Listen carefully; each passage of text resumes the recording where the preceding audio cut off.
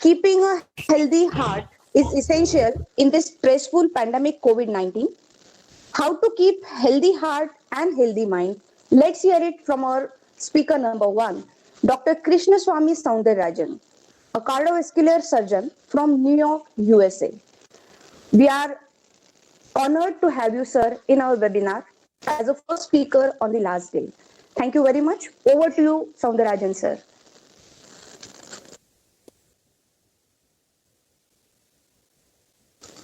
Hello. Hello. Good morning to everyone. Good morning, sir. Were you able to see me? Am Yes, I sir. visible and audible? Yes, sir. You're audible and visible also. Are you sharing your screen, sir? I'm going to put my screen right now. Yes, sir.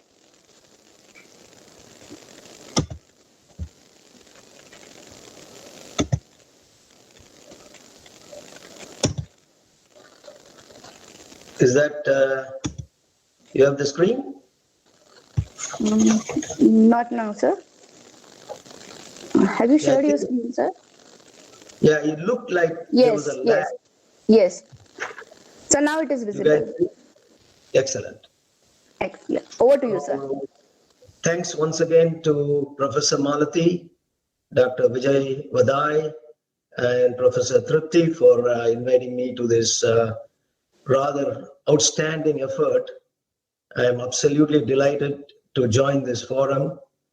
It is indeed very commendable that you guys have not let the unprecedented viral calamity to disrupt your educational pursuits. So congratulations to all the organizers, and thanks very much for having me. Before I begin my presentation, it will only be fair to share with you a little bit about myself, so you know who is talking and where he comes from. I actually migrated from India, from Chennai, to the United Kingdom in the late 80s. And after 5 years of surgical training and getting my fellowship, I moved to the United States and had to revisit or retrain, so to speak, did my surgical residency, and have been practicing as an academic surgeon almost for the last 2.5, 3 decades.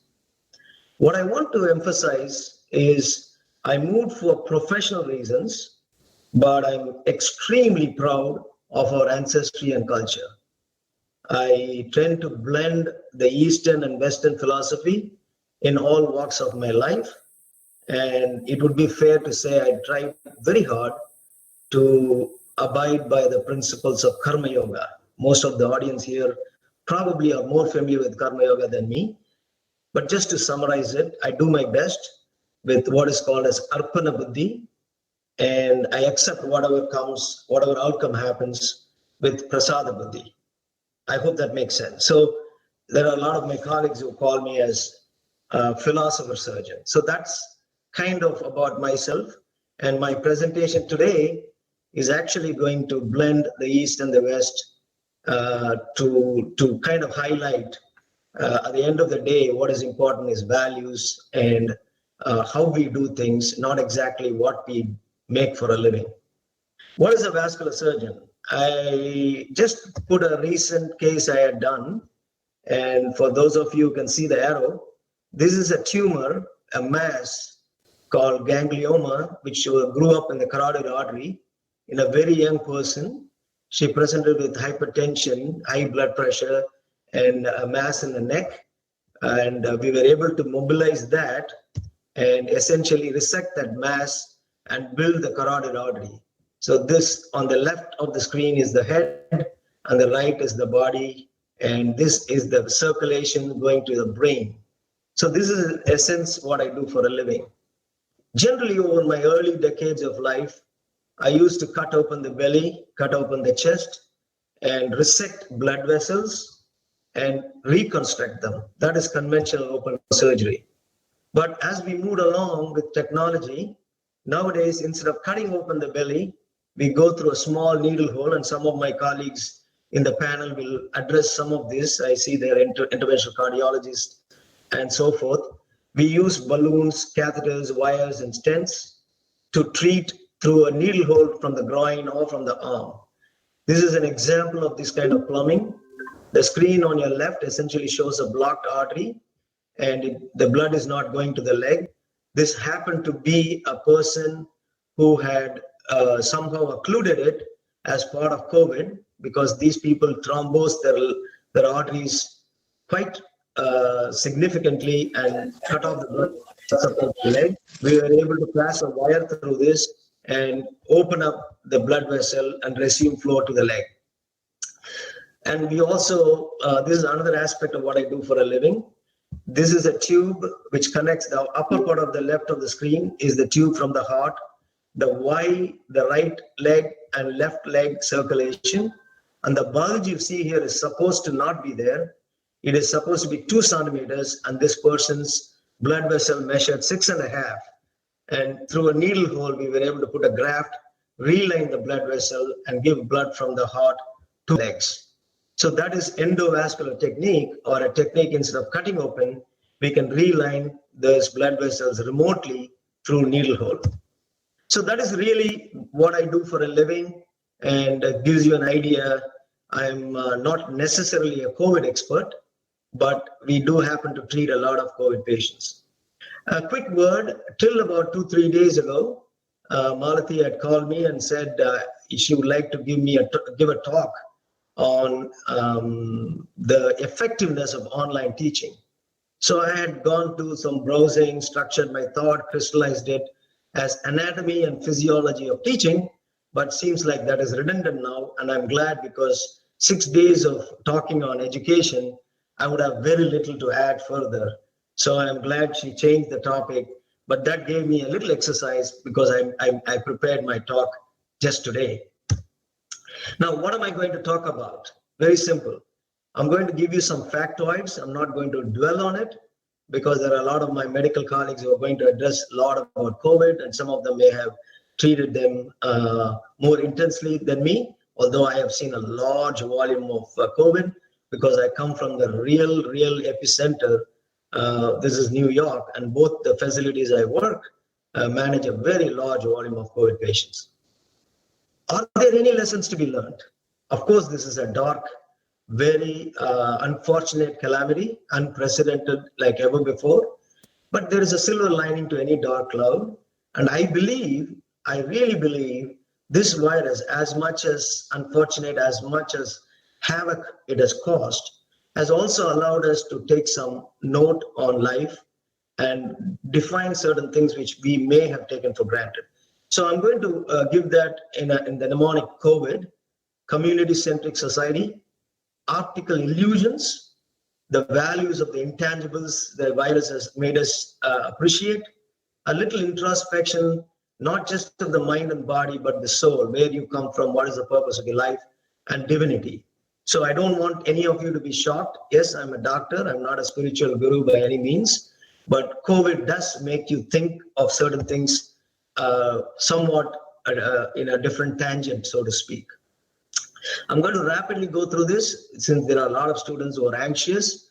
The 5 gross symptoms of fever, cough, shortness of breath, sore throat, and headache. Now, when somebody goes to the level of shortness of breath, they really have gotten to the respiratory compromise, and that could potentially be a lot more serious than if you just have sore throat and headache.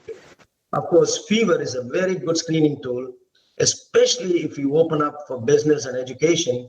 We could pretty much take temperature of patients and people in the business, along with the symptoms, and somewhat limit our exposure to COVID patients. The diagnosis is generally made along with many other blood tests, respiratory findings.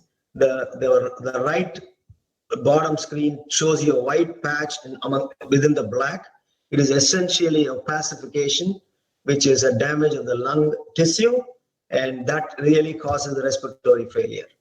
The key really here is prevention. I'm sure you guys have heard about this repeatedly. And the washing has to be at least 20 seconds, and social distancing has to be at least 6 feet away, because most of these droplet infections are transmitted in that distance. So you have to be extra cautious. I am very, very pleased to see the power of video conferencing has made us to be together in spite of our isolation in terms of physical presence, but that doesn't necessarily need to limit us doing several of our functions, if not all of our functions. The key here is also to appreciate it's about a week to 2 weeks. One could be in early infection or a subclinical phase, and you tend to be infective even during that phase. That's really the biggest challenge we have. And the last phase is essentially your body reacting to the viral antigenicity by inflammatory responses, destroying a lot of tissues and hence the respiratory failure. There are certain things we learned over the course of time I'll briefly address in the coming slides. I hope all of you guys are with me. I hope the audio is clear. Now, as you all would know, any new problem needs new solutions.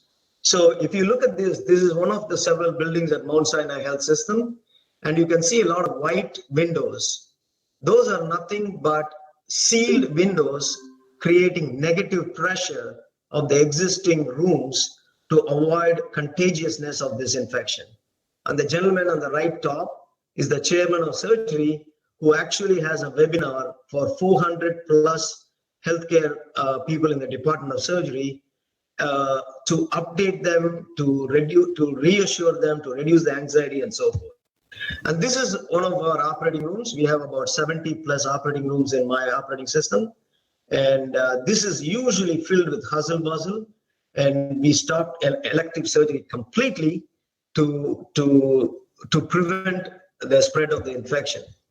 And this is a very large atrium, just like a big football field. And this used to be like hundreds of people usually, but now you can see people are distancing themselves to grab a cup of coffee at the end of that corridor. And it is very interesting, this atrium became an improvised intensive care unit, providing ventilatory support for 60 plus patients during our high occupancy of COVID patients.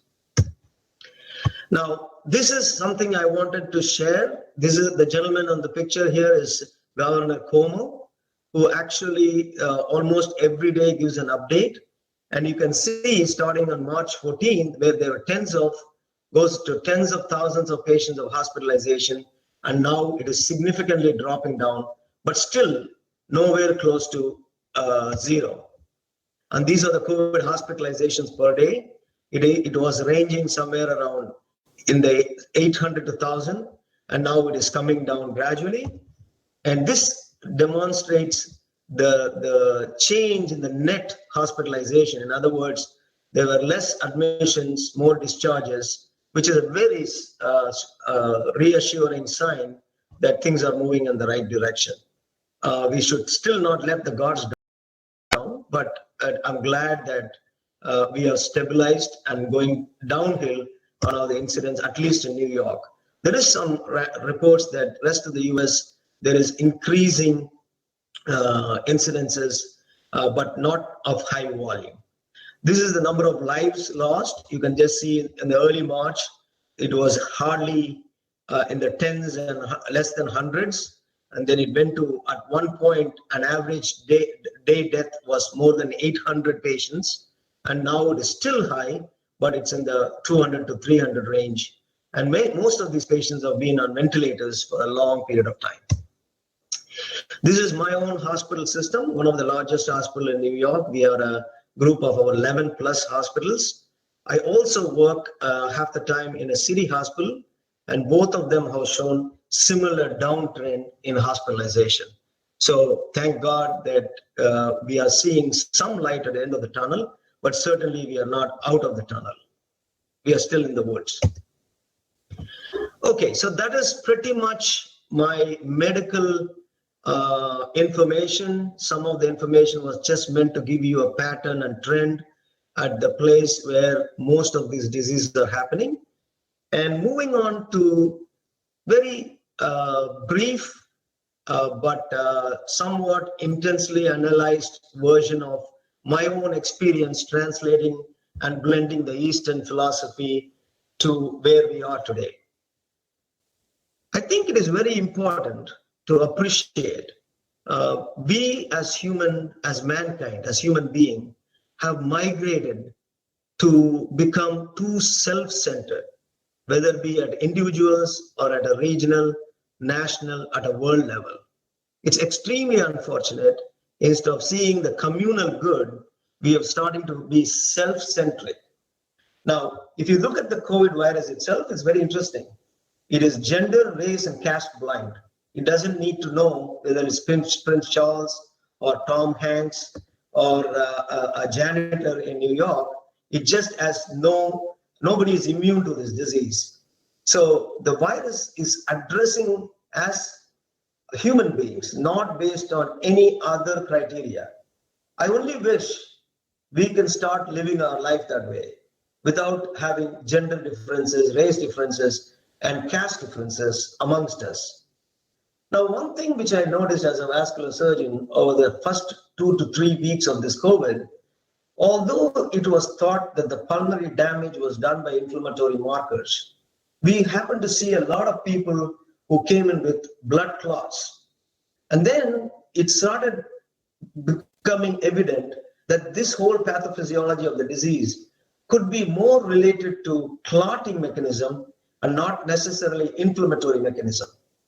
Sparing the details of this, what surprised me in this digital world of information technology and the quick ability to transfer information, none of the previous countries had shared this finding for the other countries to be ready for it. And I think that's quite unfortunate. I think we became too self-centered, either from a national standpoint or individual standpoint or regional standpoint. I think we are only as good as the weakest link. As a globe, if we don't function together as a community, we are only going to meet more disasters and we may not ever be prepared for it. So the point is, we need to share the education and experience with each other in the benefit of us as a whole rather than one individual or a nation. As a matter of fact, most of you out in the audience would agree with me.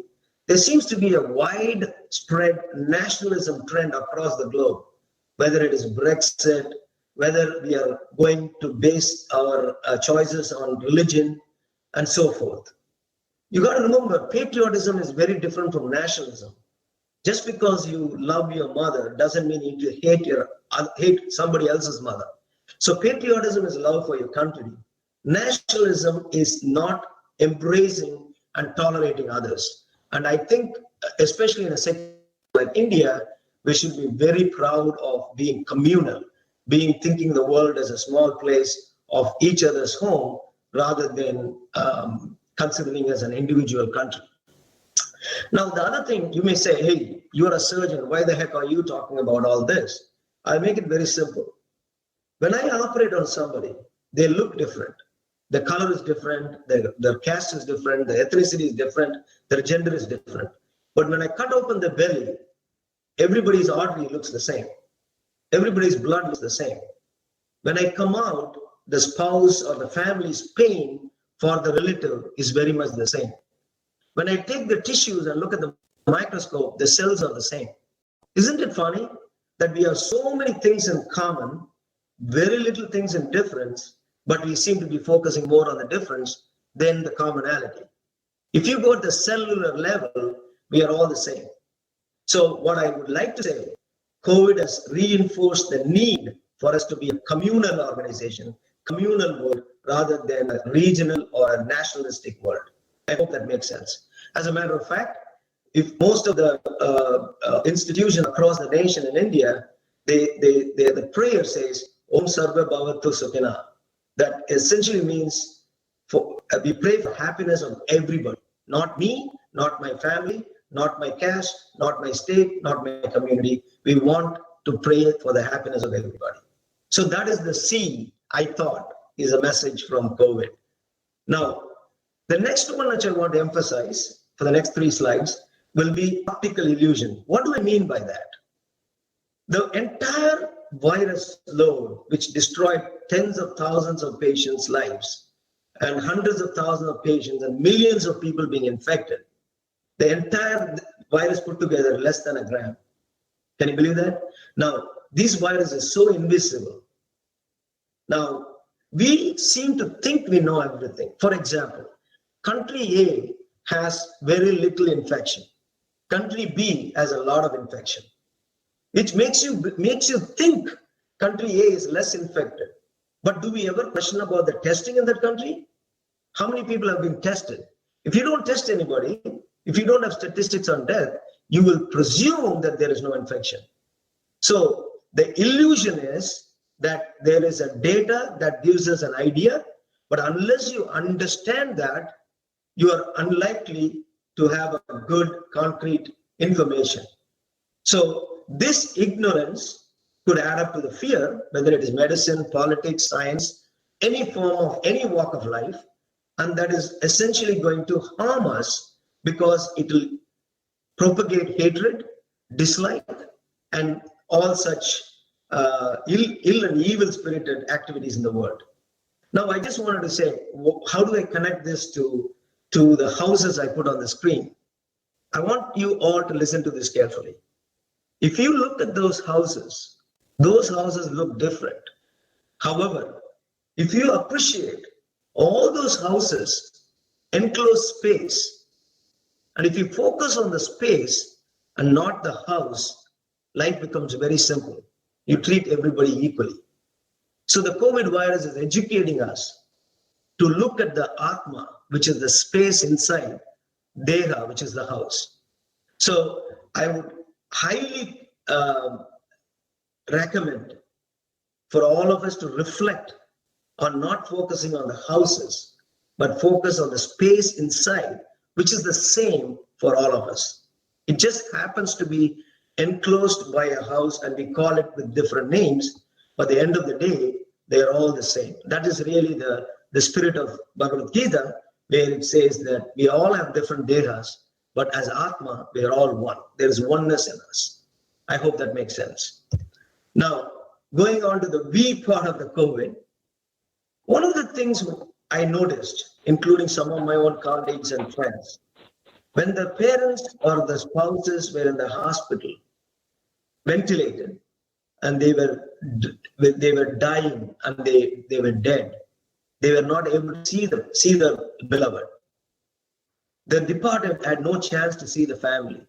Now tell me, I may be a millionaire, I may be a billionaire, I may be the world's biggest scientist, I may be the world's greatest surgeon, but this invisible virus has not allowed us to even bid goodbye and see a completion to the grief. Isn't that painful? So what does that mean? We are so focused on the tangibles of life, sometimes we fail to appreciate the intangibilities. What do I mean by that? Just as a moral rectitude, what I would say, honesty is not doing the wrong thing. However, integrity is doing the right thing, which is very different. Not doing the wrong thing, many of us can be, but doing the right thing is what is a higher level of moral rectitude. And such integrity should be in our thought, should be presented in a word, and that converts into deed. And this is essentially conveyed in chapter 11 in Bhagavad Gita by the God, by the Lord, showing Vishwarupa Darshana. The world has got Mayas and Satyas, Atmas and Anatmas. But the truth is, you need to be able to appreciate God in everything. You should need to be able to appreciate the intangibilities are valuable. It may be just like measuring the rainbow, which is an illusion, but it is the value of life one has to appreciate. So please understand, there are a lot of things in life money cannot buy. Be it manners, morals, respect, character, common sense, trust, patience, class, integrity, love. All this may not be monetarily measurable, but it is absolutely priceless. And I genuinely believe the COVID has made us understand that. And if for a second we don't take our effort to understand that, we are really not getting the message across, I think. And what does I stand for? It's the very, very, very critical part of it. People are quarantined during this COVID virus, right? All of us know that. But let me tell you, quarantine is only from the external world. It is time for you to take inventory of your internal state. This is what is education all about. Shravanam is learning. Mananam is introspection and reflection. Nididhyasanam is assimilation and practicing what we did introspect. So in my humble opinion, I believe COVID has asked you to quarantine only from the external world. Actually, it is emphasizing the need for taking inventory of the internal state of affairs, the deeper inside you, the soul. And I hope that all of us did spend a good proportion of our time during quarantine to introspect and take inventory of our own life. And lastly, this is something, maybe this is a reflection of my age. Maybe it is something I have pondered on a lot. I've seen a lot of things in life not correlating necessarily to the effort. In spite of all the effort, there can be failures. In spite of no effort, there could be successes. But how do you explain that? For example, if somebody asks you, is corona man-made? Is it a biological one? Is that nature-made? Does it matter? It probably doesn't. Because what happens is, most of our life, we need to think the physics law of nature. We are very good at that as human beings, as educationals. Most of us are very educated. But this is based on consumerism at the expense of nature. So you got to understand, the virus is not talking about law of physics. It is actually going by the law of nature, by cosmic standards. What do you mean by that? What do you mean by that? What I think it means to me is, try to be contributing to the community. Try to be contributing to the world. Don't be crazy about consumerism alone. My small token of contribution is to be partaking in this process. I had a lot of things going on, but I felt that this is part of my duty to contribute.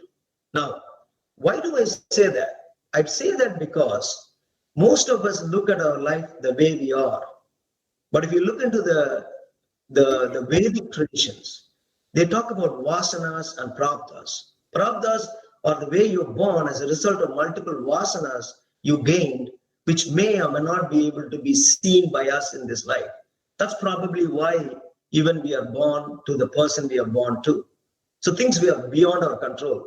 So when we don't know that, it humbles us to appreciate that, yes, I'm a great surgeon, yes, I can do a lot of things, but without a divine in my work, in my beliefs, in my service to people around me, a lot of our work is not going to be as well appreciated. I hope that makes sense. So I'm going to stop with that. I hope this was not a shocker to most of you. I didn't mean to make it spiritual by any means, but I think it is good time. And I sincerely believe that is true education, is to introspect, understand what we're going through, and make the most of this experience moving forward.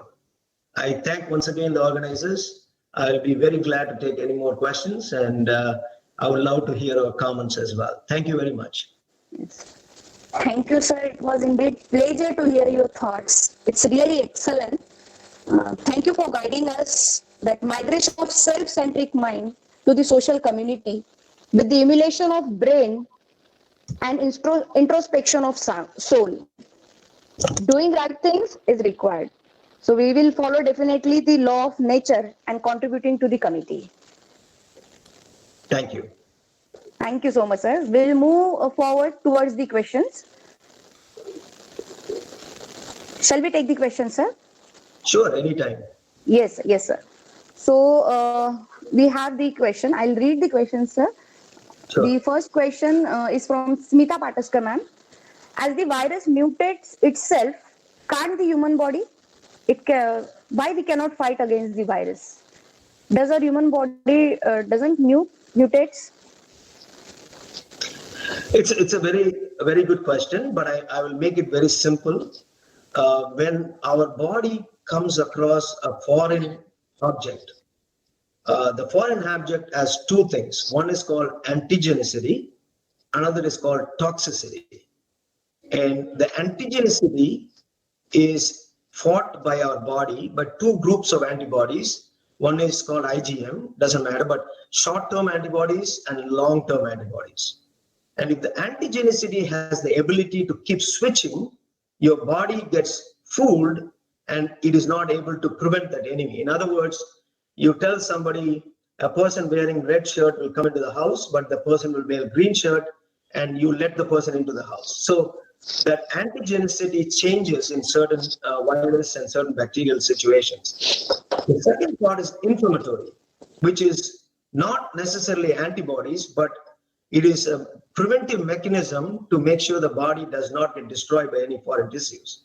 So the COVID virus, for two reasons. One, it has been prevalent in the animal kingdom. It has not been in human. So the body had not been exposed to that antigenicity, and the toxicity it creates, the exact pathophysiology is not yet known clearly, but for most practical purposes, reacts more aggressively and in the process destroys the person's own body. I hope that makes sense. So it is a very complex dynamics, but it suffices to say, yes, it's a combination of new antigen, body's inability to handle it with no antibodies, and body's inappropriate inflammatory response. I hope that answers this question. Yes, sir. Yes, sir. Thank you, sir. Thank you for the excellent answer for it. We'll move towards the next question. What are the learnings for India from COVID deaths in USA? Question from Nitin Mane, sir. I think I have to answer that question in a very different way. Very often in India, we tend to think we have to learn from others. I think the world has got more to learn from India than the world teaching India. Having said that, I do think that without political impact, without the society not harming the underprivileged sector, it would be reasonable to hold off on going full blown, because it is possible that the incubation or the subclinical phase of this disease could harm much larger group of patients in a community like in India, where we are all very close to each other, and there are a lot of places where it is extremely dense population with space between not being possible. So the one thing you can learn, I guess, is to continue with what India has done very well, which is to be, contact tracing with regards to the ability to space yourself. Remember, at the end of the day, it's all resources as well. We don't have enough antibody tests. Yes, that may be true, but what if we don't get exposed at all? So I think prevention is very important. Resource management is important without political biases and blind spots. And I think as a community, constantly think about how we can help the other underprivileged people around us. One way may be by not being too close to them. Even to stay at home could be a big help. Hope that answers the question. Yes, sir. Yes, sir. Thank you, sir. Thank you for the excellent question answer session. So may I request you to stop presenting? Hello? Yes. So please stop presenting the screen. Yes. Yes. Thank you so much, sir. So thank you for excellent session, sir. Moving ahead, I request Dr. Vijay M. Badai, sir, to say some few words on this. Yeah, Dr. Krish, first of all, let me express my gratitude. You being the Krishnasamy, the representation of Lord Krishna, the wisdom from Yoga Vasistha has been given to the Lord Krishna for Bhagavad Gita, and you are talking about the mind, body, spirit, and the approach of thinking which impacts the anatomy, and what are your practices that you are having It should not be unbiased. Absolutely, it should be unbiased. The way of approach of doing this practices.